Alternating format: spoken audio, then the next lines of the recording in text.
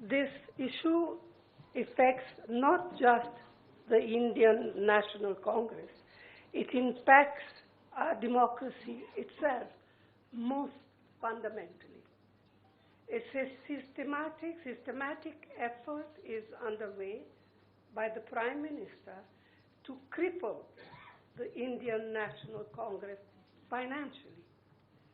Funds collected from the public are being frozen, and money from our accounts is being taken away forcibly. However, even under these most challenging circumstances, we are doing our very best to maintain the effectiveness of our election campaign.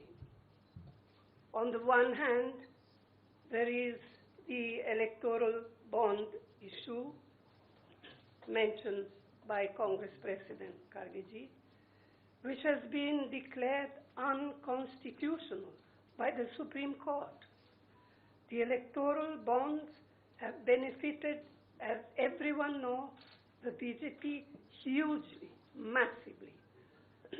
On the other hand, the finances of the principal opposition party, the Indian National Congress, are under a determined assault. This, we all believe, is unprecedented and undemocratic. Thank you.